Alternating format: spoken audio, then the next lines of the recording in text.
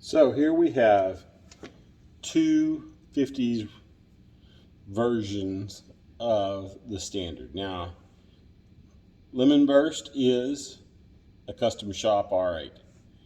Cherry Sunburst is a 50s standard. And so this is USA line versus custom shop. Now the custom shop R8 is a modified R8 by the custom shop. So custom shop modified, it has burst bucker 2s, which I don't know if that's specific to that generation or what, but has a light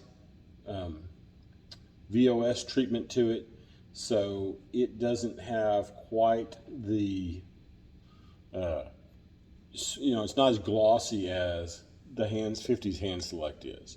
The 50s hand select is a USA line model that has a beautiful top to it, and it has a lot of movement. Even in this poor lighting here, you can see it's got movement in virtually every direction all across the whole front, and that is part of the hand select deal. Now pay special note to this Les Paul model silk screen across the top, because when we get to the R8 you'll see something different. Now this is the back, and it is very basic. Now this guitar of course has the keystones versus the beans that are on the modified R8. Now normal R8 I think would come with something similar to these guys right here, but these are Gibson Deluxes. So again, this one is a little bit modified. It does have a 61R in the bridge, or no, in the neck. 61R in the neck. So it has a little bit different sound than your normal 50s standard would. But the appointments are pretty much on par, and it is outstanding looking guitar. Has everything that makes a Cherry Sunburst beautiful. Swapping over to the Lemon Burst,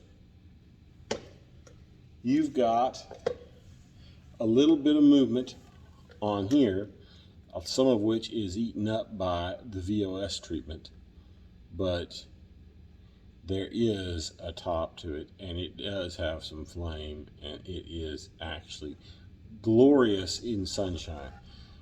Fluorescent lighting / LED lighting just never makes it pop the way that sunshine does. Now this guitar, like I said, has a VOS treatment, but now look at the way the Les Paul screen is. There is a VOS treatment that's been given to it, so this Gibson logo is a little bit darker, and because it's an R8 it has the red tortoiseshell style side markers. The back, pretty plain actually, nothing specific. It does have the anniversary medallion on it. But these guitars are definitely wonderful to play on, and even with the VOS treatment, they are outstanding feeling guitars. Now, I'm not one to just go out and say that I just love the VOS treatment. I think VOS treatment sometimes just kills the look of a guitar, but this one doesn't have that problem. This guitar, like the Ebony Custom that we have, has a VOS treatment, and I always feel like it needs to be polished more. It always seems like it needs to be polished more. This one just seems right in this amount of VOS. There's something about this level of it. It's a little bit, the hardware is a little aged, so it doesn't look like it's brand spanking new. You don't feel bad about putting your hands on it. The way the bridge feels is just great. Everything about it just has a good solid feel to this guitar, and I have no way of expressing how great the overall feeling is, but deep down inside, I want to know what all is different. So today I'll be taking some measurements, and like I say, we know what the output of the pickups are, and they're within just a few tenths of an ohm away from each other. Nothing specifically big or fat or anything like that when it comes to their tone. But the way they feel, I want to see what it looks like on a contour gauge. So I guess this is the part where we start doing some measurements. All right, so on the left is your 50s hand select, and on the right is the R8. So realistically, they are not that much different. It does feel like the 50s hand select might be a little bit, and it even kind of looks like it's a little bit wider than the R8. And I don't really know what the situation on that is. I don't know what's right. I don't know if they're supposed to be wider, if it just feels, but this is both of them measured at the first fret. So you can see they have a similar shape, but this one seems to be a little bit wider. Like the depth on this one is not quite as much. This is measured from when this is level with the top of the, when this little point right here is level with the top of the first fret on either one. That's how I measure them. So the distance from this fret right here, or the top of the fret at the first fret, all the way across to the other top of the fret at the first fret. This is what the actual shape looks like from top fret to top fret. Same thing with this one. So now we're back with the 12th fret shape. Top of the fret to top of the fret, top of the fret to top of the fret. Now you can just look at this and you can tell that this is almost inherently a little bit wider than this one right here, because see how there's a little bit pushed down? That's because of the neck, shape of the neck. Notice how on this one it's exact on it instead of having one little push down area on the side. These little pieces are all the same width. So if one is level perfectly over here, the other one should be, if you level this one at the same deal, it should be level all the way across. And that was not the case. So this one, we'll put it on the width gauge here in a moment. But like I say, the contour shape shows that, again, pretty darn similar in overall shape, but there's just a little bit wider feel. It almost feels like the 50s hand select might be wider. So let's just find out if that's true. So, first fret width, neck width, is 1.75 on the 50s hand select, and it is 1.72 on the R8. At the 12th fret, it is 2.10.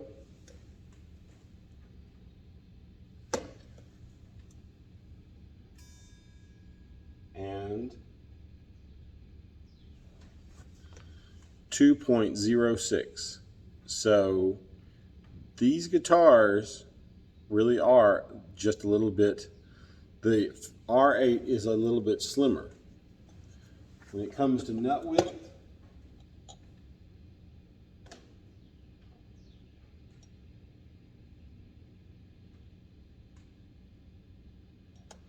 .73.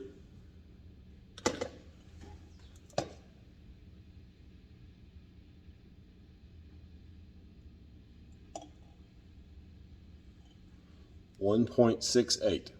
So they really are. This one really is a little bit slimmer. The 58 really is a little bit slimmer than the actual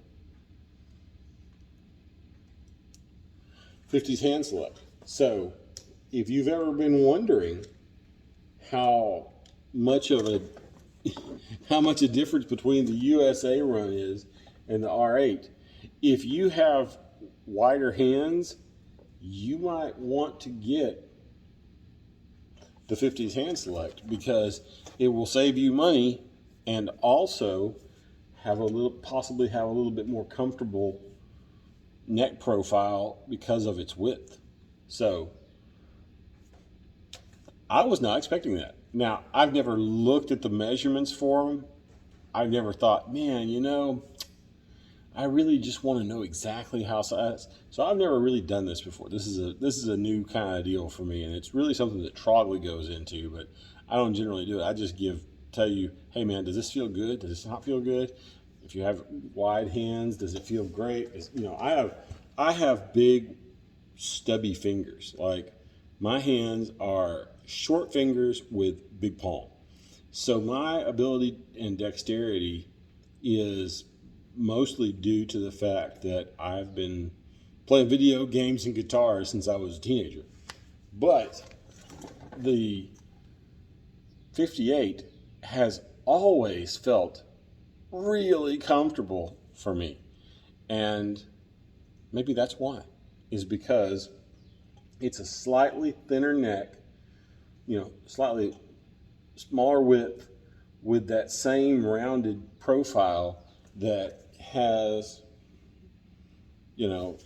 given me the ability to play it. Now, another something I'm kind of interested in is how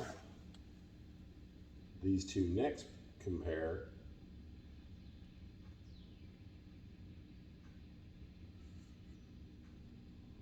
.97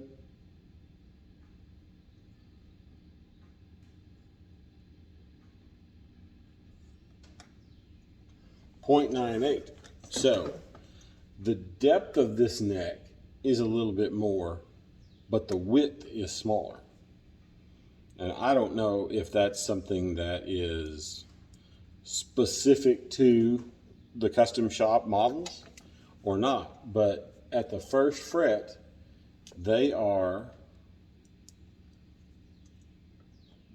it was just a couple of hundredths of an inch difference. And at the 12th fret,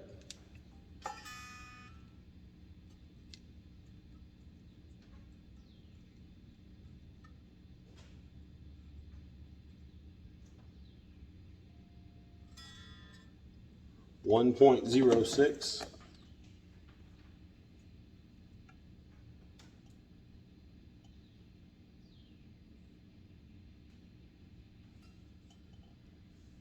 .12, so .06, 6/100ths of an inch worth of difference. So this neck is a little bit thicker, but or a little bit deeper, but not as wide. And I gotta tell you, it's really comfortable. And I don't know, like I say, if that's something specific to that year/generation on the R8. So if that's something that they reissued based on an R8 spec, like an original 1958 spec or not. But when you play this guitar, it has a feeling that's just really comfortable. And I honestly believe that it's because of the way it's slightly thinner than the bigger 50s hand select. Now, I will say this. I have learned that I really like this 50s hand select. I don't feel as comfortable on it as I do the R8.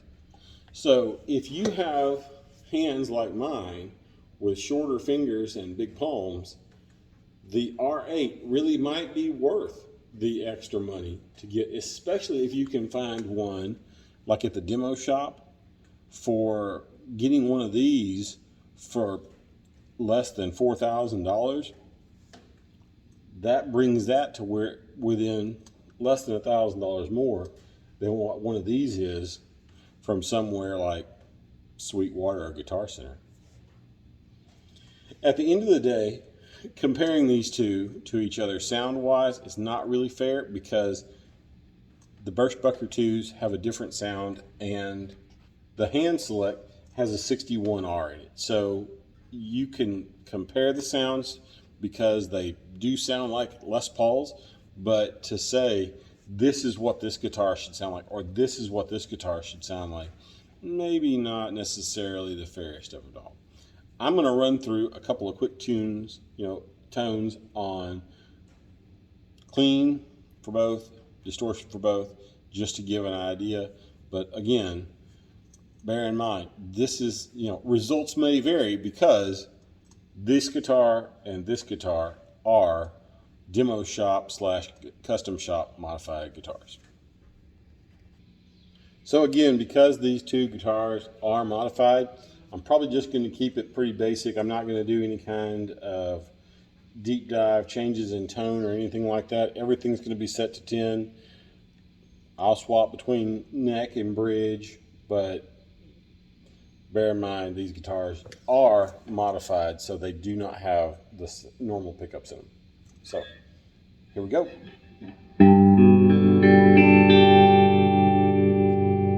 Middle, neck,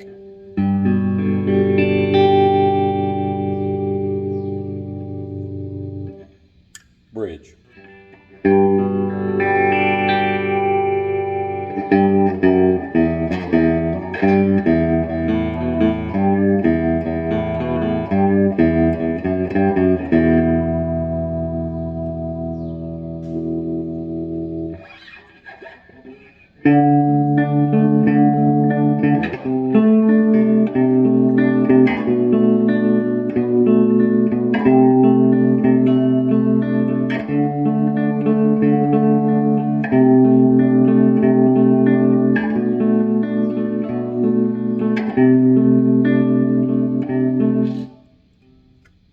Well, that was weird. Did I just lose the amp, or did I just lose the pickup? How about that? Give me a moment. Wow, the amp just kind of like went crazy and quit putting out sound for a few seconds there. It's almost like the front, possibly the rectifier went out. That was different. Haven't had that happen with the twin reverb before.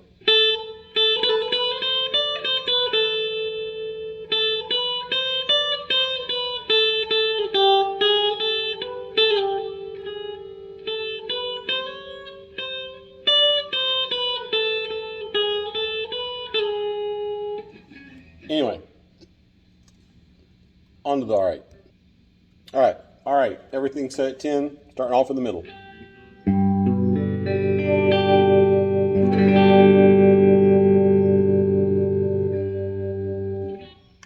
Neck.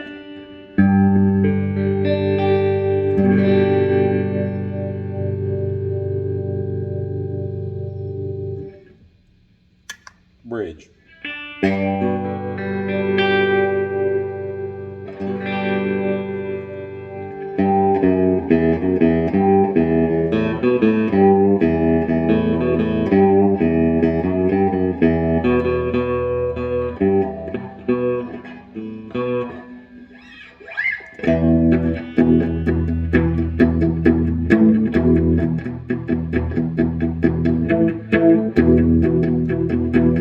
This guitar has a sound to it that is just unique, and I don't know if it's the Birchbucker 2s or if it's something in the setup of this guitar with the electronics of it.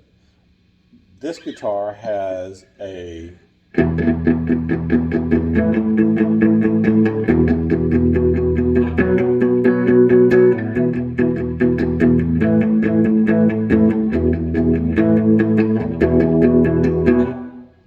and when you add distortion in on that,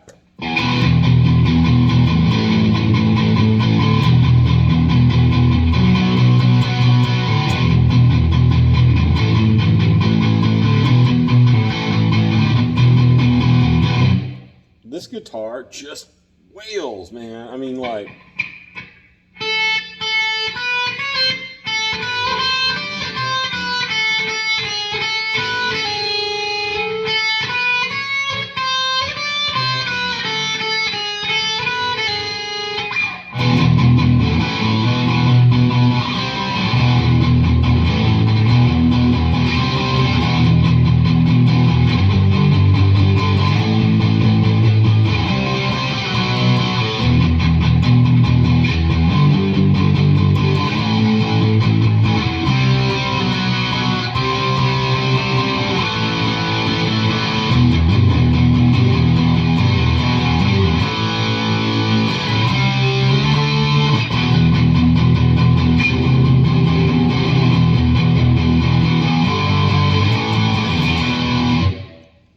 happens everywhere. Doesn't matter which set of pickups you're on, which pickup you're on.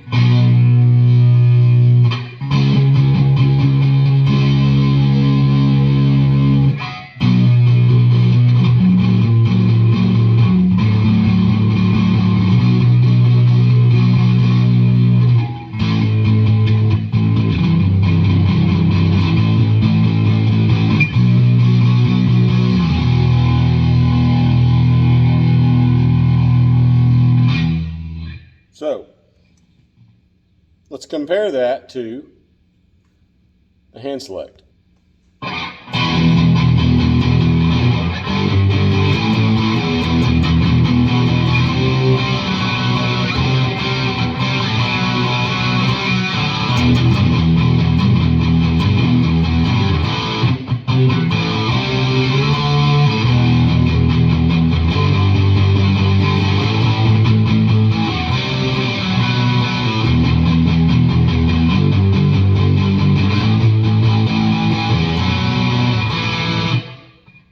Wow, is that really that out of tune? The answer is yes, it was that far out of tune.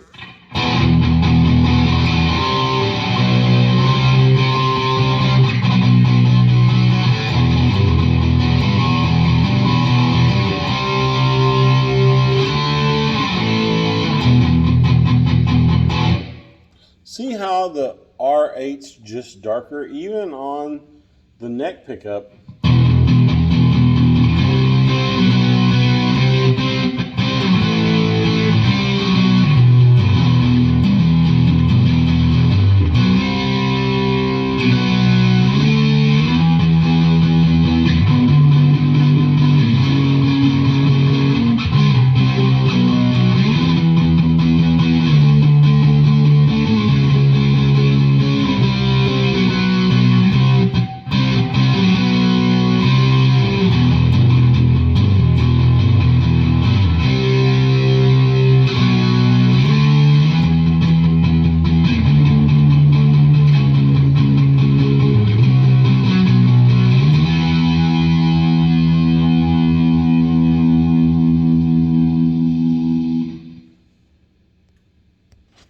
So at the end of the day, which one would you choose? Hands down, R8, man. Like, there's magic to it. There's something about it. There's nothing I can tell you that other than they are so similar. They are a little bit different in their neck shapes, but the fact that that guitar, the R8, is just a little more comfortable, all the difference in the world. So, would I recommend spending the extra money on an R8? Absolutely. Not necessarily saying I'd buy one new, but if you can find one at the Gibson demo shop that is in good shape, or heck, is in worn shape, I would definitely recommend one, because this guitar compared to this guitar is night and day, and I would own that in a heartbeat every time. Till next time.